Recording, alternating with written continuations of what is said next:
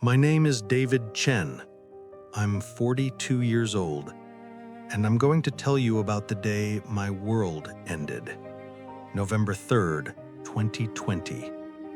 My wife Sarah and I sat in an oncologist's office, holding hands. We'd been married for 15 years.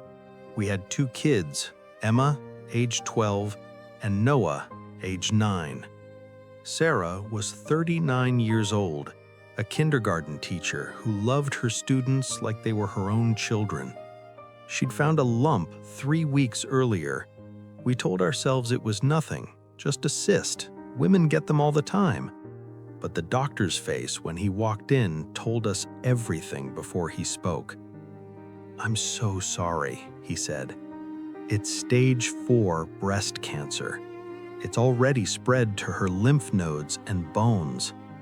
Stage 4. I didn't understand what that meant. I asked, "What's the treatment? Surgery? Chemo? What do we do?" He looked at Sarah with such sadness. "We can try chemotherapy to slow progression and manage pain. But Sarah, stage 4 breast cancer isn't curable. We're talking about quality of life now. Time, not cure." I heard the words, but they didn't make sense. Sarah was healthy. She ran 5K races. She'd just taught her kindergarten class that morning. How could she be dying? Sarah was calm in the doctor's office. She asked clinical questions, prognosis, treatment options, side effects. She took notes, but I was falling apart. My hands were shaking. I couldn't breathe. This couldn't be happening. Not to Sarah, not to us. We drove home in silence. The kids were at my mom's house. We had an hour before we had to pick them up. An hour before we had to figure out how to tell them their mother was dying. We walked into our empty house, and I lost it. I punched the wall, screamed, sobbed.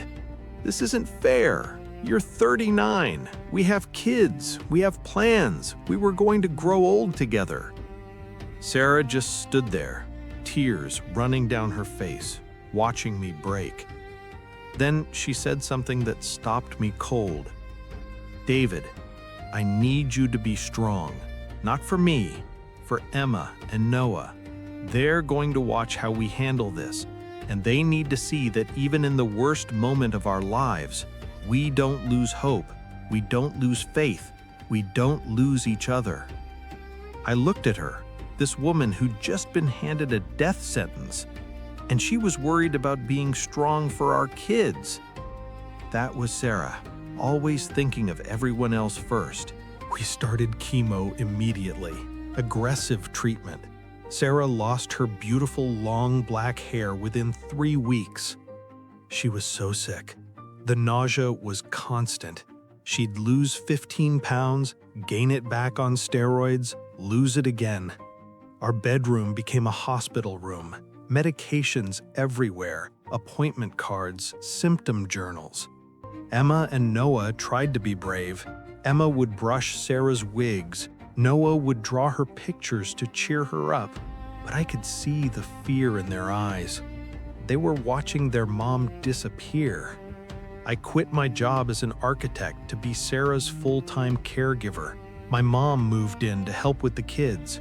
Our church brought meals every night. Friends organized a GoFundMe for medical bills. Our community surrounded us with love. But every night, after everyone left, after the kids were asleep, I'd sit on our bathroom floor and cry, begging God to save her.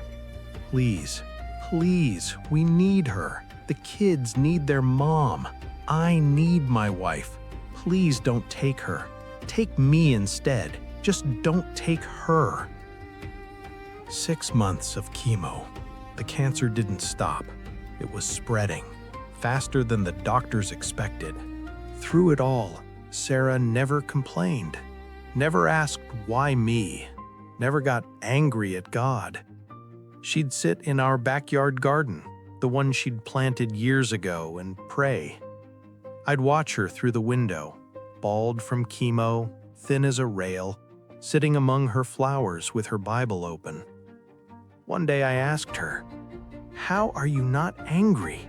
How are you not screaming at God?" She looked at me with such peace. "David, being angry won't change my diagnosis. It'll just steal the time I have left. I can spend my remaining days bitter and afraid, or I can spend them grateful for every moment, every breath, every sunrise. I choose grateful." I didn't understand it. I was furious at God. I'd stopped praying except to beg for healing. I'd stopped going to church. How could I worship a God who was letting my wife die? But Sarah, she worshiped harder, prayed more, loved deeper. She told the kids, "God is still good, even when life is hard, even when we don't understand. God is still good." I wanted to believe her, but all I felt was rage and helplessness. By June 2021, Sarah could barely get out of bed. The cancer was in her spine, her ribs, her skull. The pain was unbearable, even with maximum pain medication. Hospice moved in. We converted our living room into her room so she could be part of family life. Emma and Noah would do homework next to her bed. We'd eat dinner gathered around her. She couldn't eat much anymore, but she'd watch us and smile. One night, Noah asked, "Mom, are you going to die?" Silence. Sarah reached for his hand. "Yes, baby, I am. The doctors can't fix what's wrong with my body." He started crying. "But I don't want you to die. Who's going to make my lunch? Who's going to help with my homework? Who's going to tuck me in?" Sarah pulled him close. "Daddy will do all those things, and Grandma. And you know what? Even though you can't see me, I'll still be with you. In every sunset, every flower, every moment you feel loved, that's me. And one day we'll see each other again in heaven, where there's no more cancer, no more pain, just love forever." I had to leave the room. I couldn't let them see me break again. I was so angry. At God, at the universe, at every healthy person I saw. I'd go to the grocery store and see families shopping together, mom, dad, kids, and I'd want to scream, "Do you know how lucky you are? Do you appreciate what you have?" I stopped believing in a loving God. What kind of God lets a kindergarten teacher, a woman who spent her life loving other people's children, die at 39? What kind of God orphans 2 kids? What kind of God destroys a family? Sarah tried to talk to me about faith. I shut her down. Don't tell me God has a plan. Don't tell me God works in mysterious ways. Don't tell me any of it. Because if this is God's plan, I want nothing to do with him. She didn't argue. She just looked at me with such sadness and said, "David, your anger is going to eat you alive. And when I'm gone, you're going to be left with nothing but bitterness. Please don't let that happen. Please don't let cancer take your faith too." But I couldn't help it. I was drowning in rage and grief, and I didn't know how to stop. July 2021. The hospice nurse told us it would be days, maybe a week. Sarah was barely conscious. Her breathing was labored. We called family. Friends came to say goodbye. The house was full of people, but I'd never felt more alone. Emma and Noah stayed by her bed constantly, reading to her, telling her about their day, crying. I couldn't stay in that room.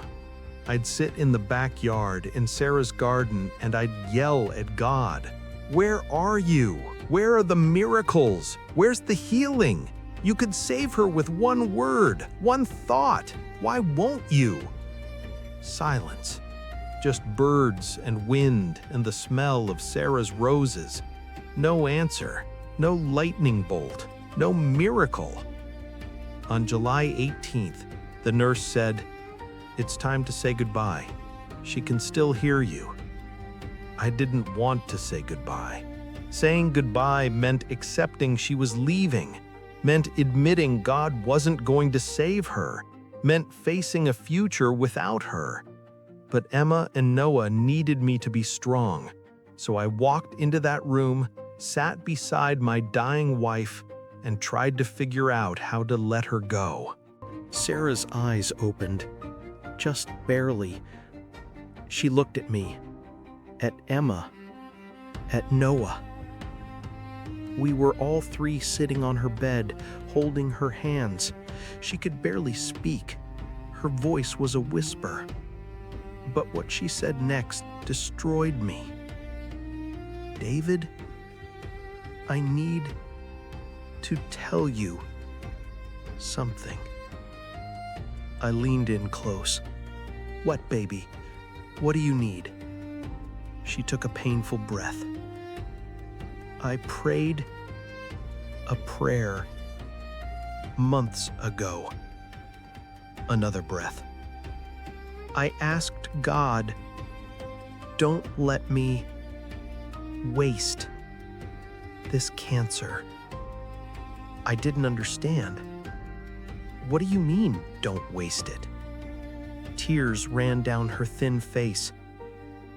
"I prayed, let my suffering point people to Jesus. Let my death bring others to life. Let my pain have purpose." She gripped my hand with surprising strength. "David, promise me, don't let my death make you hate God. Let it bring you closer. Promise." I was sobbing. "Sarah, I can't do this without you." She smiled, weak but genuine. "You won't be without me. Jesus will be with you, and I'll be with him, waiting. Promise me you'll raise our babies to know God's love, even when it's hard, especially when it's hard." I promised. Through tears and a breaking heart, I promised. "I will. I promise. I love you so much." She whispered, "Love you. See you soon." Not goodbye, just see you soon. And then she closed her eyes. Sarah died 3:47 a.m. on July 19th, 2021. Surrounded by me, our kids, and her parents. Hospice nurse said it was peaceful. I don't know about peaceful. I know my 12-year-old daughter watched her mother take her last breath. I know my 9-year-old son asked, "Is mommy in heaven now?" I know I held my wife's still warm hand and felt like my soul had been ripped out of my body. We sat with her body for 2 hours, just being with her. Emma brushed Sarah's hair one last time. Noah put his drawing in her hands. I whispered every memory, every "I love you," every "thank you" I could think of. Then they took her, and our house became a tomb. Emma and Noah slept in my bed that night. We cried together. I had no words of comfort, no promises that it would be okay, because I didn't believe it would be. Sarah was gone, and I was left with 2 traumatized kids, a mountain of medical debt, and a faith in God that was shattered beyond repair. Or so I thought. The funeral was beautiful. 400 people came. Former students, teacher colleagues, church family, friends from across the country. Everyone had a Sarah story, how she'd encouraged them, prayed for them, loved them. The kindergarten where she taught planted a memorial garden in her honor. Parents sent cards saying Sarah had been the best teacher their child ever had. Our pastor spoke about her faith, her joy, her unshakable belief that God was good even in the valley of death. I sat through it all numb. After everyone left, after the casserole stopped coming, after life returned to normal for everyone else, we were left with the silence. I'd wake up reaching for Sarah, forgetting for a split second that she was gone. Then reality would crash back. Emma started having nightmares. Noah stopped talking about his feelings. My mom was worried about all 3 of us, and I was going through the motions, making lunches, helping with homework, tucking them in. But inside, I was dead too, just still breathing. 3 months after Sarah died, I was cleaning out her nightstand. I found a journal, pink leather, worn from use. I almost didn't open it. It felt like invading her privacy, but something made me look. It was full of prayers, dated entries, years of conversations with God. I flipped to the last entry, July 15th, 2021, 4 days before she died. Her handwriting was shaky but legible. Dear Jesus, I'm scared, not of dying. I know where I'm going. I'm scared for David and the kids. David is so angry at you. I understand why. But Lord, please don't let him stay angry. Break through his pain. Show him you're still good. Show him you're still there. Use my death to bring him closer to you, not drive him away. And please, please take care of my babies. Let them know even in their grief that they are loved, that you have a plan, that their mom isn't just gone, she's home. Thank you for 39 years, for David, for Emma and Noah, for every sunrise and sunset, for every moment of joy, even for this cancer, because it taught me what really matters. I'm ready to come home now, but please, save my family's faith. That's all I ask. Save them. Love, Sarah. I dropped the journal and wept. She wasn't asking for healing. She was asking for us. Even dying, she was thinking of us. And I'd spent 3 months hating the God she loved so much. Reading that prayer broke something in me. All the anger, all the rage, all the bitterness, it cracked open. And underneath, grief. Pure, devastating grief. I fell on my knees in our bedroom and I cried out to God for the first time since Sarah died. I don't understand. I don't understand why you took her, why you didn't heal her, why you let our kids watch their mother die. I don't understand. And then I heard it. Not an audible voice, but clear in my heart. Sarah's prayer being answered. I never left you, David. I was there in the hospital, in the hospice room, in the funeral. In every casserole, every hug, every moment someone showed up for your family, I was there, weeping with you, carrying you when you couldn't stand. I didn't take Sarah from you. Cancer did. But I took her to me. She's not suffering anymore. She's home. And one day you'll see her again. But until then, I need you to trust me. Trust that I'm good even when life isn't. Trust that I have your kids. Trust that Sarah's prayer, that her suffering wouldn't be wasted, is being answered right now. In you. In this moment. In this breaking. I surrendered. Not because I understood, but because I couldn't carry the weight anymore. I said, God, I don't understand your plan. I'm still angry. I'm still heartbroken. But Sarah believed in you even when she was dying. And if she could trust you in her darkest moment, I can try to trust you in mine. Help me. Help my kids. Show us how to live without her. Show us how to find joy again.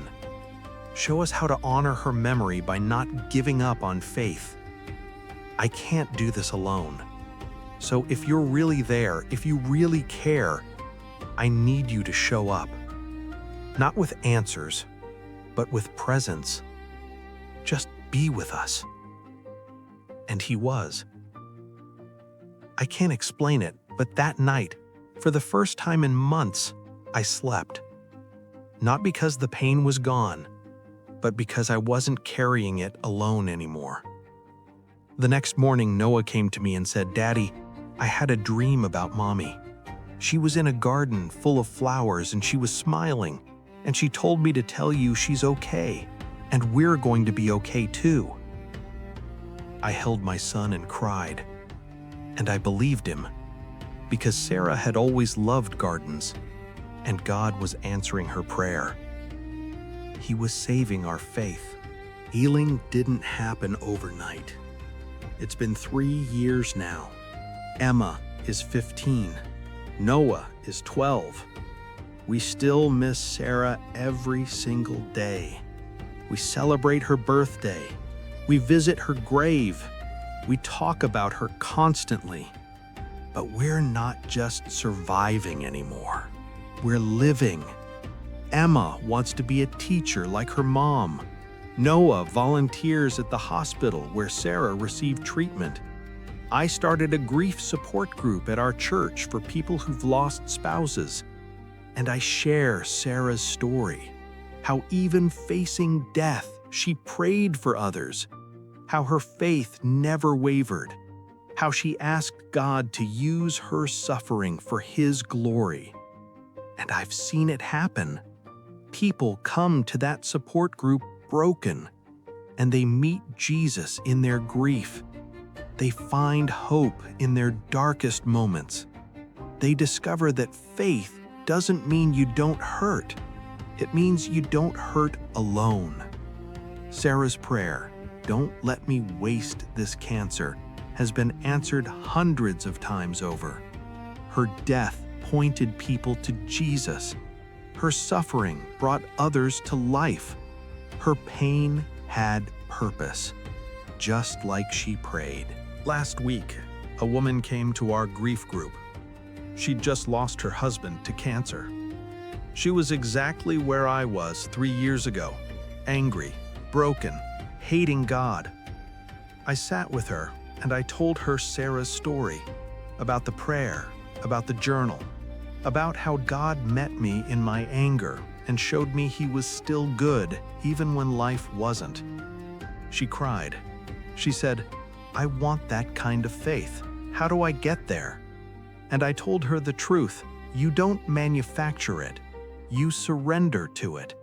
You stop demanding God explain himself and start trusting he's with you even in the unexplained.